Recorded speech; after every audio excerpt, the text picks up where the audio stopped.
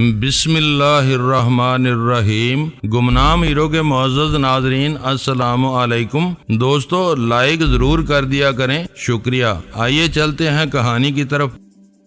ہم سے ڈر کر بھاگ نکلا اور مقرب خان ہمیں واپسی کا حکم دے کر اس کے پیچھے چلا گیا۔ رات کو وہ ڈیرے پر واپس نہیں لوٹا۔ اگلی صبح اپنی کار میں اس کی لاش ملی۔ اس کے انکشاف پر مکھن خان چونکا، مگر لہجے میں عدم دلچسپی برقرار رکھتے ہوئے بولا، تمہیں یہ سب پولیس کو بتانا چاہیے تھا، میرے پاس کیوں چلے آئے ہو؟ عیسیٰ خان نے ہم دونوں کو زبانیں باندھ رکھنے کا حکم دیا ہے۔ اقرب خان نفرت امیز لہجے میں بولا، وہ مقرب خان کے قاتلوں سے مل گیا ہے یا پولیس سے ڈرتا ہے؟ مگر صاحب، مقرب خان میرا بڑا بھائی تھا، میرا خون ابل رہا ہے۔ عیسیٰ خان کا ڈر نہ ہوتا تو کم از کم اسی آدمی کو مار ڈالتا جس کے بنگلے میں وہ رہتے تھے۔ میں تمہیں جانتا ہوں، میں نے چھپ کر تمہاری اور عیسیٰ خان کی باتیں سنی ہیں۔ تم مقرب خان کے ہمدرد معلوم ہوتے ہو، لیکن عیسیٰ خان نے تمہارے سامنے اپنی ساری ذمہ داری میرے مرنے والے پر ڈال دی۔ شاید میری بات سے تمہیں کچھ مل جائے۔ یقین کرو کہ تم مقرب خان کے انتقام کے لیے اٹھے ہو، اس کے دشمنوں پر وار کرنے میں مجھے پیش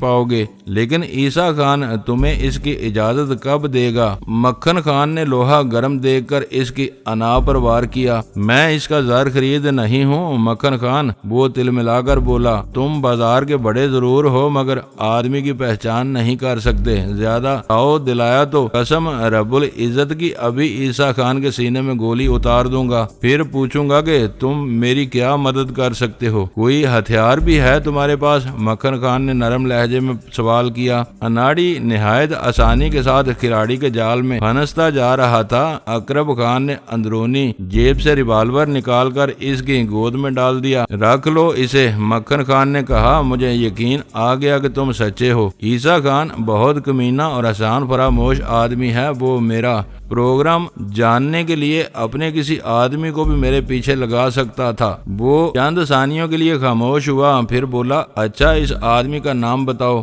جس کے مکان میں تم تینوں کودے تھے۔ نام نہیں معلوم ہمیں، مقرب خان نے بس اسی روز تھوڑی دیر کے لیے ساتھ لیا تھا، ورنہ وہ شہر بھر میں کسی غلام قادر کو انتہائی ڈھونڈتا پھر رہا تھا جس نے عیسیٰ خان کو کوئی بڑی چوٹ دی تھی۔ اقرب خان بتا رہا تھا کہ مقرب خان کا خیال تھا کہ وہ آدمی ضرور غلام قادر کی نشاندہی کر سکے گا، کیونکہ کسی زمانے میں دونوں گہرے دوست تھے۔ غلام قادر کا نام آتے ہی مکھن خان چونک پڑا۔ شہر کے مضافاتی علاقوں کا وہ بدنام ترین شورۂ پشت تھا۔ تو پھر ابھی کام شروع کر دیتے ہیں، اس نے استفسار طلب لہجے میں کہا۔ ہاں، اقرب خان پرجوش لہجے میں بولا، ابھی اور اسی وقت چلو۔ اور تھوڑی دیر بعد اس کی کار اقرب خان کی نشاندہی پر طارق کے مکان کے سامنے رک گئی۔ مکھن خان نے انجن بند کر دیا۔ نام کی تختی پڑھ کر مکھن خان کی پیشانی پر تشویش آمیز لکیریں ابھر آئیں۔ پورا شہر واقف ہو یا نہ ہو، لیکن وہ اچھی طرح جانتا تھا کہ طارق کا تعلق کسی بہت طاقتور گروپ سے تھا اور شہر میں چرس سپلائی کرتے کرتے اس نے اچانک اپنی لائن بدل لی تھی۔ وہ خود تو پس پردہ رہ کر ایک اسٹیٹ ایجنسی اور کچھ چھوٹا موٹا کاروبار چلاتا تھا، لیکن بعض وفادار اور بعض پرانے دلالوں کے ذریعے ہیروئن شہر میں پھیلانے لگا تھا۔ پھر اچانک اس کے ذہن کی ساری گرہیں کھلتی چلی گئیں۔ چھاپوں اور مال کی پکڑ دکڑ کے سلسلے میں اہم ترین نقطہ جسے سارے پرانے پاپی مسلسل نظر انداز کیے جا رہے تھے، یہ تھا کہ چھاپوں میں چرس، افیم اور راکٹ سے لے کر ولایتی شراب تک ہر نشہ پکڑا جا رہا تھا، لیکن ہیروئن کی سپلائی کسی خلل کے بغیر برقرار تھی۔ خواہش کے باوجود وہ فوری طور پر طارق کے مکان میں گھسنے کی ہمت نہ کر سکا۔ کس سوچ میں پڑ گئے؟ اترو گاڑی سے۔ اسے سوچ میں ڈوبا دیکھ کر اقرب خان نے کہا، ابھی نہیں، ذرا سوچ سمجھ کر قدم اٹھانا ہوگا۔ مکھن خان نے کہا، اس وقت یہی کافی ہے کہ تم نے مجھے گھر دکھا دیا، اب میں مقرب خان کے قاتلوں کو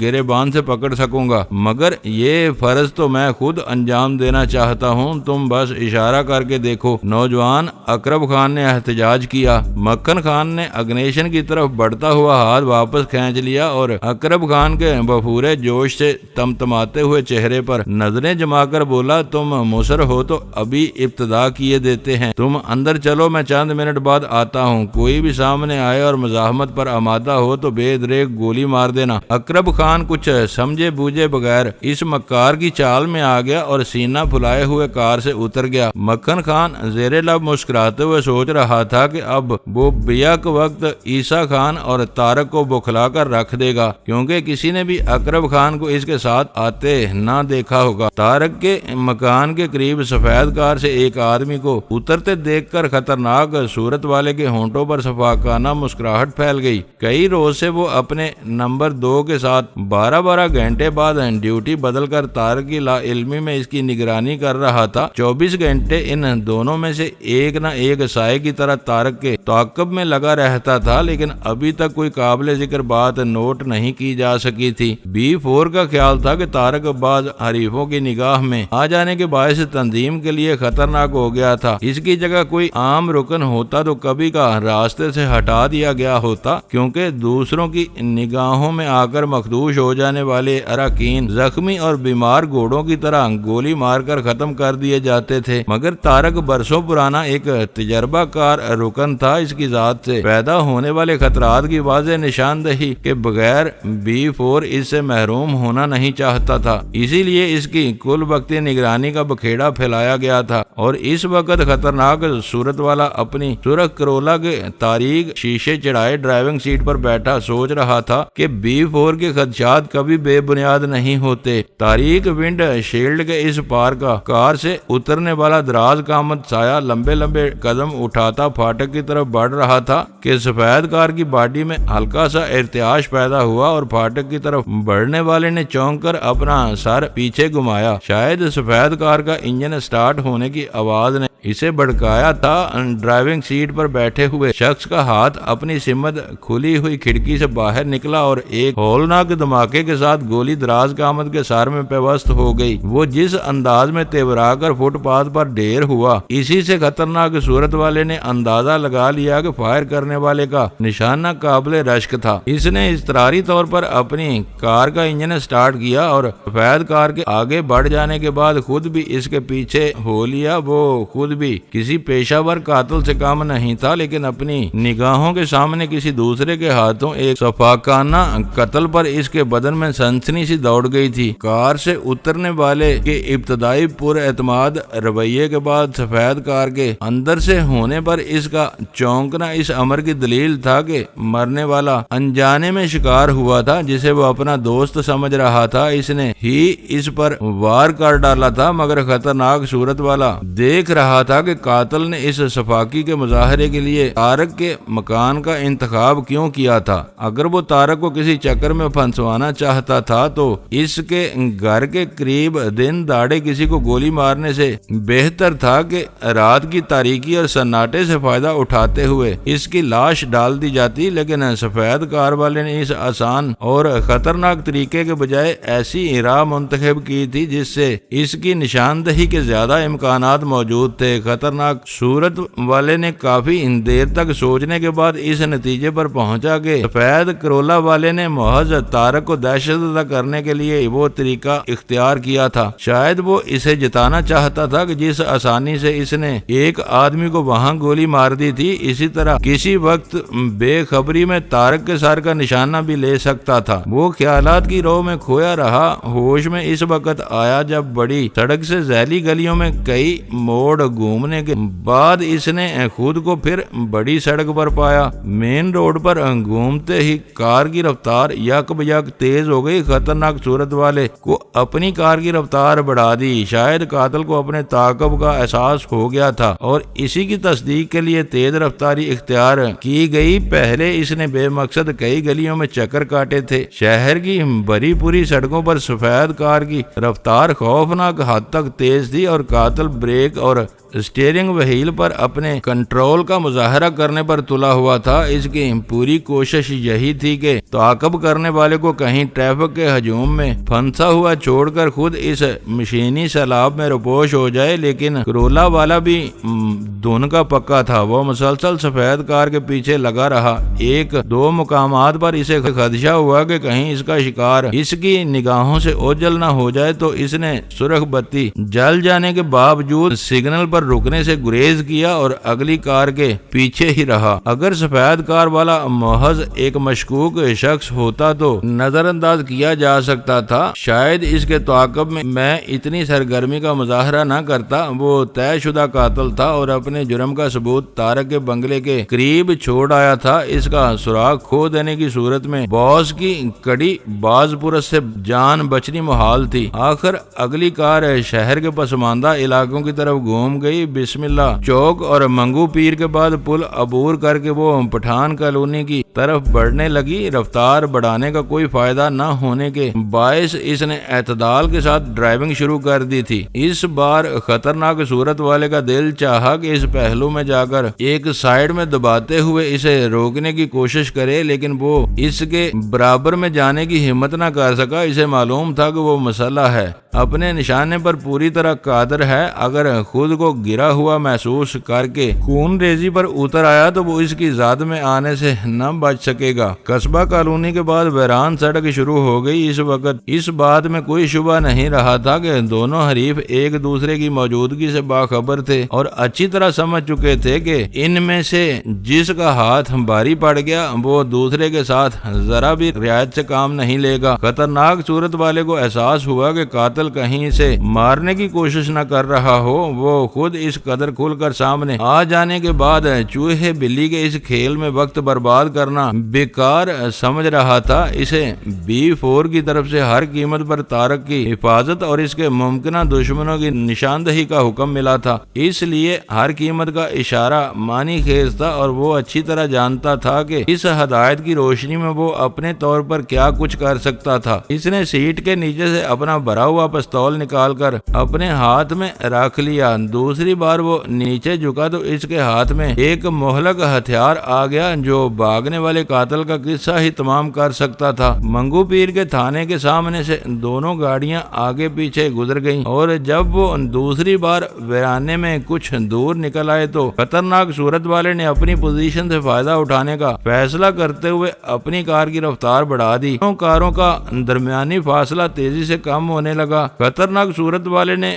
بائیں ہاتھ سے اسٹیئرنگ سنبھال کر داہنے میں بھرا ہوا پستول تھام کر ہاتھ کھڑکی سے باہر نکال لیا۔ اگلی گلی کار کے اچانک رکنے کی صورت میں وہ اپنی کار کچے میں اتار لے جانے کے لیے پوری طرح تیار تھا۔ ضروری حد تک قریب آ جانے کے بعد اس نے لہجہ بھر کے لیے رفتار ذرا سست کی اور اگلی کار کے داہنے عقبی ٹائر پر فائر کر دیا۔ پہلی بار نشانہ خطا گیا۔ اگلی کار کے ڈرائیور نے صورتحال بھانپتے ہی اپنی کار کو سڑک پر لہرانے کے لیے داہنی طرف اسٹیئرنگ کاٹا تو ایک قلیل سے وقفے کے لیے عقبی ٹائر کا زیادہ حصہ خطرناک صورت والے کے پستول کی ذات میں آ گیا اور اس بار بارودی دھماکے کے ساتھ فضا ٹائر پھٹنے کی آواز سے گونج اٹھی۔ خطرناک صورت والے نے جلدی سے پستول برابر والی نشست پر ڈال کر دستی بم اٹھایا اور دانتوں سے پن کھینچ کر اگلی کار پر اگلے وار کے لیے تیار ہو گیا۔ اگلی کار کا ایک ٹائر نکارا ہو چکا تھا لیکن وہ بدستور سڑک پر دوڑ رہی تھی۔ خطرناک صورت والا رفتار بڑھا کر اس حد تک اگلی کار کے قریب پہنچ گیا کہ رفتاروں میں ذرا سی بھی تبدیلی کسی بدترین حادثے کا بہانہ بن سکتی تھی۔ اگلی کار والے نے عقب نما آئینے میں اسے سر پر سوار دیکھا تو کھڑکی سے بے مقصد دو فائر پیچھے جھونک مارے جو رائے گاں گئے اور خطرناک صورت والے نے اپنی کار پھرتی سے دائیں طرف کچے میں اتارتے ہوئے دستی بم سفید کار پر اچھال دیا۔ خوفناک دھماکے سے لہجہ بھر پہلے ہی وہ اسٹیئرنگ بائیں طرف گھما چکا تھا، ورنہ اس کی سرخ کرولا اس ڈھانچے میں جا گھسی ہوتی جو بم پھٹنے کے بعد وجود میں آیا تھا اور تھوڑی دور گھسٹنے کے بعد بیچ سڑک میں رک گیا تھا۔ سفید کار پر پھینکا جانے والا بم طاقتور اور شاید آتش گیر تھا کیونکہ انن فانن میں سفید کار شعلوں میں گر گئی تھی۔ خطرناک صورت والا ناہموار کچے میدان میں خاصی دور جا کر اپنی کار پر قابو پانے میں کامیاب ہو سکا۔ وہ احتیاط اور سست روی سے سڑک کی طرف واپس آیا تو دھڑا دھڑ جلتی ہوئی کار میں شعلوں اور کثیف دھوئیں کے درمیان ایک انسانی ہیولا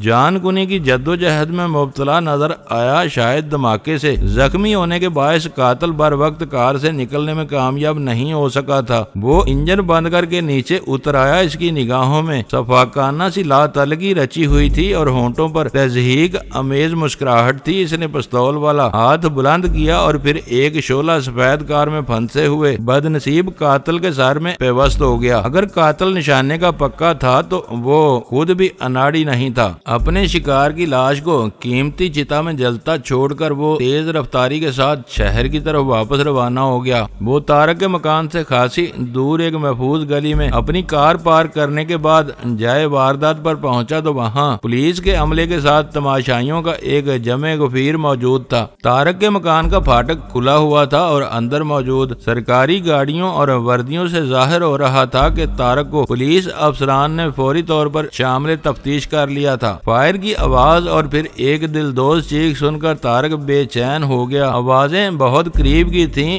وہ مٹھیاں بینچے بے بسی کے عالم میں خوابگاہ میں ٹہلنے لگا۔ ٹہلتے ٹہلتے تکیے کے نیچے سے ریوالور نکال کر اس کے راؤنڈز چیک کیے اور سیفٹی کیچ ہٹا کر ریوالور تھامے پھر اسی انداز میں ٹہلنے لگا۔ اوپر والوں سے اس کا کوئی رابطہ نہیں تھا۔ سارے احکام جہانگیر سے ملتے تھے اور آخری حکم یہ تھا کہ وہ ان تینوں سے دور رہے گا، حتیٰ کہ فون پر بھی ان سے رابطہ قائم نہیں کرے گا، خواہ دنیا ہی ادھر کی ادھر کیوں نہ ہو جائے۔ پھر یہ عجیب اتفاق تھا یا اوپر والوں کی کوئی سازش کے 3 دن سے اس کا فون بالکل بے جان پڑا ہوا تھا۔ جہانگیر نے گوشہ نشینی کا حکم دیتے ہوئے اسے یہ ضرور بتایا تھا کہ اس کی دن رات حفاظت کی جائے گی، لیکن طارق جب بھی کسی ضرورت کے تحت گھر سے نکلا اپنے قرب و جوار میں کسی ایسے آدمی کی نشاندہی میں کامیاب نہ ہو سکا جسے اپنا محافظ یا نگران سمجھ سکتا۔ ویسے مقرب خان والے واقعے کے بعد سے وہ خود اتنا شرمسار اور خوفزدہ تھا کہ کبھی کبھی گھر کی تنہائی سے بھی اسے ہول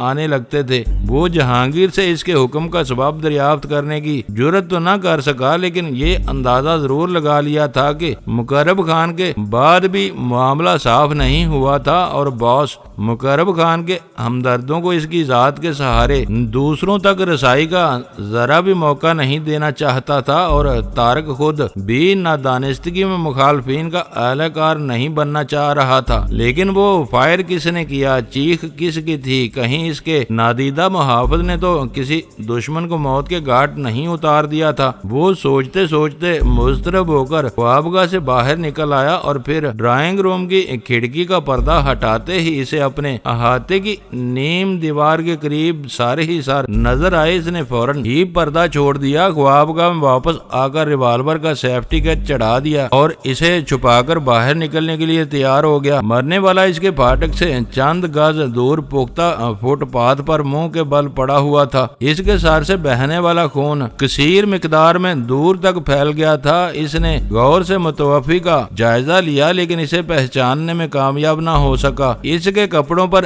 جا بجا تیل اور گریس کے دھبوں سے ظاہر ہو رہا تھا کہ وہ متوول لوگوں کی اس بستی کا رہنے والا نہیں تھا بلکہ کہیں سے وہاں پہنچا تھا۔ وہ لاش کا جائزہ لینے کے بعد سوچ میں ڈوبا اندر لوٹا تھا کہ ہجوم میں پولیس کا شور بلند ہوا اور وہ برآمدے میں رک کر پولیس کی آمد کا منظر دیکھنے لگا، لیکن وہ زیادہ دیر تک تماشا ہی نہ رہ سکا کیونکہ لاش کا اس کے پھاٹک کے قریب پایا جانا اسے اس واردات میں گواہ بنانے کے لیے کافی تھا۔ لاش اس کے لیے اجنبی تھی اور دوسروں کی طرح اس نے بھی کچھ نہیں دیکھا تھا، مگر پھر بھی لاش اٹھائے جانے تک پولیس افسران نے اسی کے مکان میں اپنا عارضی دفتر جما لیا۔ پھر سنسنی خیز خبر ملی کہ مرنے والے کے پاس سے ایک بھرا ہوا ریوالور بھی برآمد ہوا اور تفتیشی افسران کچھ اور الجھ گئے۔ مرنے والا یقینی طور پر اس علاقے کا باشندہ نہیں تھا اور میلے ہاتھوں سے ظاہر ہو رہا تھا کہ وہ کہیں سے کام کرتے کرتے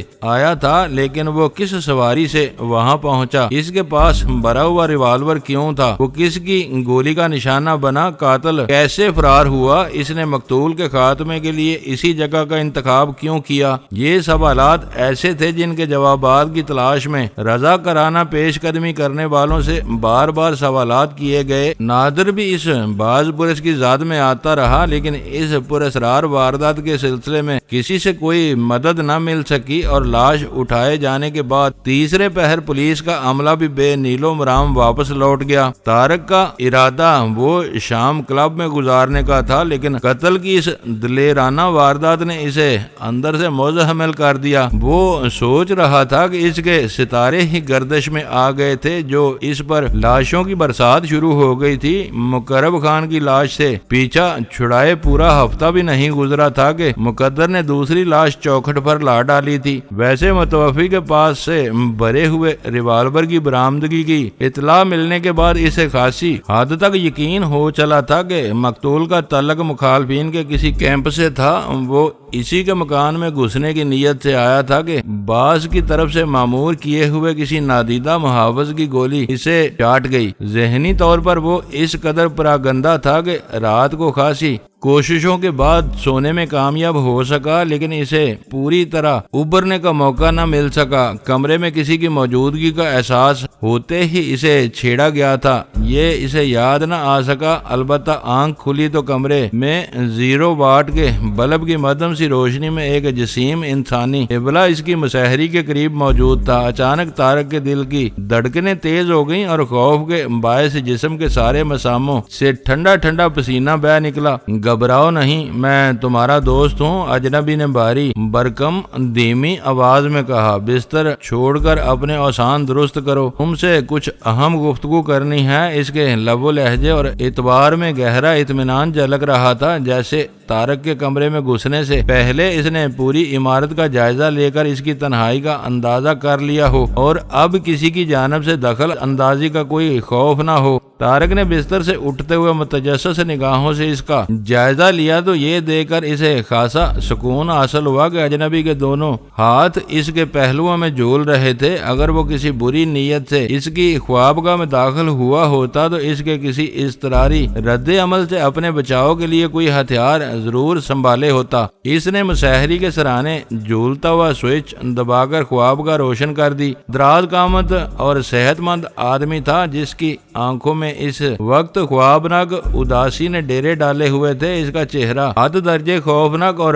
کئی جگہ سے کٹا پھٹا ہوا تھا۔ بدن پر خاکی پتلون تھی، اسی رنگ کی سستی سی جیکٹ چڑھی ہوئی تھی۔ مجموعی طور پر وہ طارق کو کوئی اچھا آدمی نظر نہیں آیا۔ اس کا ذہن فوری طور پر اپنے پھاٹک سے باہر پیش آنے والے قتل کی دلیرانہ واردات کی طرف بھٹک گیا۔ اس نے سوچا کہ اگر اس کی حفاظت کے لیے کسی ایک آدمی کو مامور کیا گیا ہوتا تو شاید وہ اتنی بے خوفی سے مشتبہ آدمی کو گولی کا نشانہ نہ بنا پاتا، اور وہ فٹ پاتھ پر دم توڑنے کے بجائے ریوالور بدست طارق تک پہنچ گیا ہوتا۔ اسے بے اختیار اس بدماش نما آدمی کی ذات میں اپنائیت سی محسوس ہونے لگی۔ تم بیٹھو، میں ذرا منہ پر پانی کے 2 چھینٹے مار کر آتا ہوں، طارق نے بستر سے اترتے ہوئے کہا اور خود ملحقہ باتھ روم میں گھس گیا۔ چند ثانیوں بعد وہ تولیے سے منہ پوچھتا ہوا باتھ روم سے باہر نکلا تو یہ دیکھتے ہی ٹھٹک کر رہ گیا کہ اجنبی آرام سے ایک کرسی پر بیٹھا اس کا پستول اپنے ہاتھوں میں نچا رہا تھا۔ طارق کو اپنی حماقت پر افسوس ہونے لگا کہ وہ تکیے کے نیچے سے پستول نکالے بغیر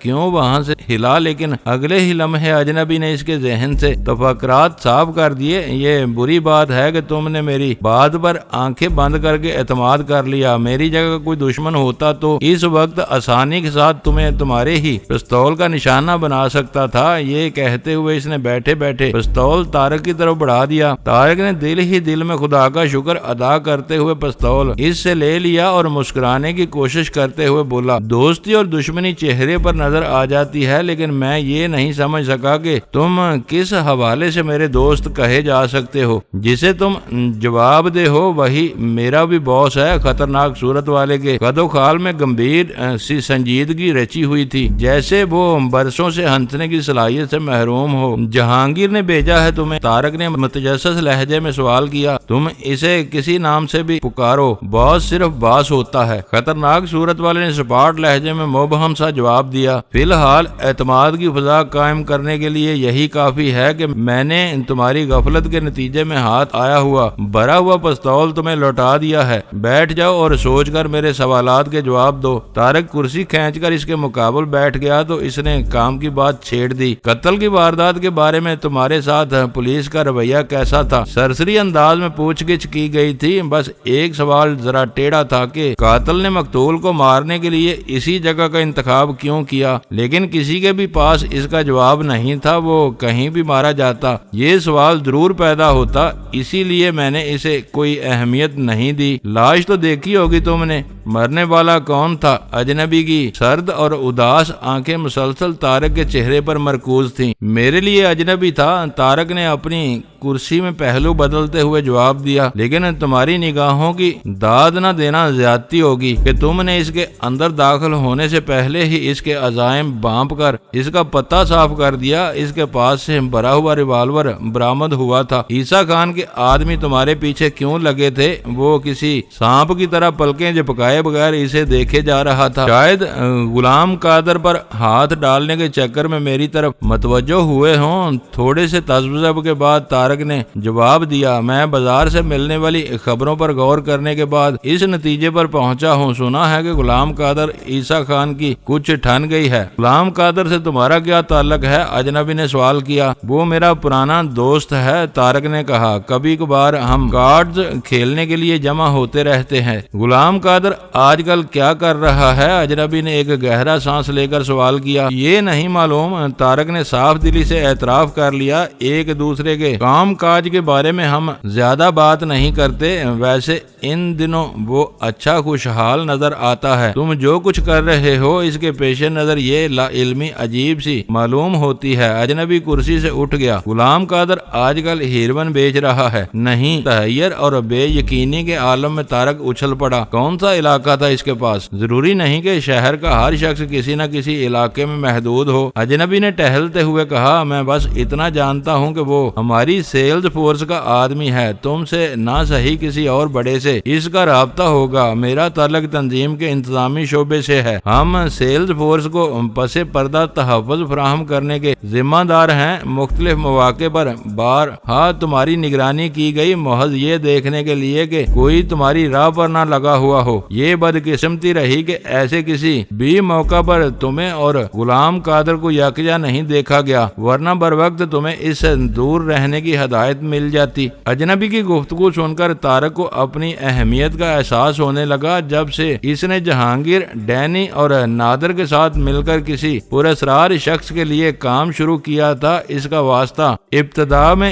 ڈینی اور پھر جہانگیر تک محدود رہا تھا۔ انہیں کس سے اور کس طرح ہدایت ملتی تھی یہ اسے معلوم نہیں تھا، لیکن اب پہلی بار تنظیم کا ایک اہم آدمی کھل کر اس کے سامنے آیا تھا۔ اس کا مطلب تھا کہ پراسرار باس اپنے لیے کام کرنے والوں سے کبھی بھی غافل نہیں رہا تھا، اپنے ہر آدمی کی انفرادی کارگزاری سے بھی باخبر رہتا تھا۔ عیسیٰ خان کے آدمیوں سے چپکلش کے اس نازک دور میں اجنبی کا یوں اب تک اس سے آ ملنا اسے بے حد اہم محسوس ہو رہا تھا۔ اس کے ذہن میں ایک موہوم سا خیال یہ بھی ابھرا تھا کہ اس کی ذمہ داریوں میں کچھ اضافہ کیا جانے والا ہے، ورنہ اندر کی باتوں سے اسے باخبر کرنا کیا معنی رکھتا تھا۔ میں خود ہمیشہ محتاط رہا ہوں، طارق نے متاسفانہ لہجے میں کہا۔ سمجھ میں نہیں آتا کہ یہ کیا ہو گیا، صرف ذرا سی بے احتیاطی۔ اس نے ٹہلتے ٹہلتے رک کر ربا ربی میں طارق کی گود میں پڑا ہوا پستول اٹھا لیا اور اس سے کھیلتے ہوئے بولا، جب آدمی کسی بڑے چکر میں پڑتا ہے تو اصول یہ ہوتا ہے کہ قانون شکنی دندے کرنے والے لوگوں سے دور رہے، صرف انہی سے رابطہ برقرار رکھے جن کے بغیر اپنا کام چلنا دشوار ہو۔ وہ ٹہلتے ٹہلتے رک کر طارق کی طرف مڑ گیا اور زندگی سے آری سپاٹ لہجے میں بولا، مگر شاید یہ بنیادی اصول یاد نہیں رہا۔ پہلے مقرب خان مارا گیا، آج کا ہنگامہ کھڑا ہو گیا، نہ جانے اس کا کیا انجام ہو، کیونکہ دشمن کے سامنے تمہاری ذات موجود ہے۔ وہ سمجھتے ہیں کہ تمہارے ساتھ کسی نہ کسی پر ہاتھ ڈالنے میں کامیابی ضرور حاصل ہو جائے گی۔ طارق کے وجود میں سنسنی خیز بے چینی انگڑائیاں لینے لگی۔ اس کی گفتگو معنی خیز رخ اختیار کرتی جا رہی تھی۔ اس کے اخذ کیے ہوئے نتائج صاف اور سادہ تھے، جن کا مقصد تھا کہ فی الوقت اس کی ذات تنظیم کے رازدارانہ وجود کے لیے خطرہ بن گئی تھی۔ مجھے احساس ہے،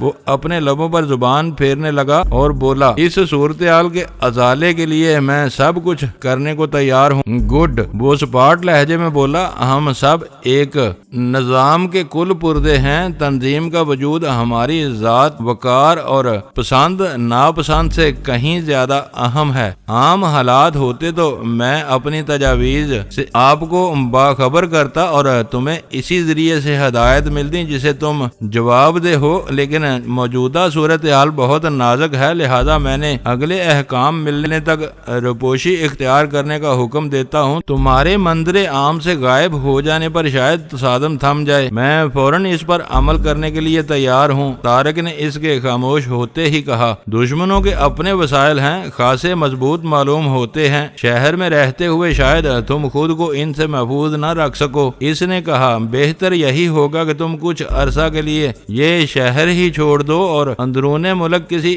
غیر معروف مقام پر رپوش ہو جاؤ، یہ طریقہ سب سے بہتر رہے گا۔ اپنے انجام سے بے خبر طارق نے اس کی رائے سے تائید کرتے ہوئے کہا، لیکن تمہارا مکان ان کی نگاہ میں ہے، تمہاری عدم موجودگی میں وہ یہاں کا چپا چپا چھان ماریں گے، اس لیے بہتر ہوگا کہ تم ایسا ہر سراغ ضائع کر دو جو تنظیم کے کسی رکن سے تمہارے تعلق پر ذرا بھی روشنی ڈال سکے۔ خطرناک صورت والے نے تجویز پیش کی، تم بے فکر رہو، میں ہر سراغ مٹا دوں گا، ابھی فوراً کام شروع کر دو۔ میں چاہتا ہوں کہ رات کے باقی حصے سے فائدہ اٹھایا جائے، تم جہاں چاہو گے میں تمہیں پہنچا دوں گا۔ دوستو ویڈیو کو لائک ضرور کر دیا کریں۔ ISI پاک آرمی زندہ باد، پاکستان پائندہ باد۔ معزز ناظرین، اپنا خیال رکھیے گا اور اپنے اس چینل کا بھی شکریہ۔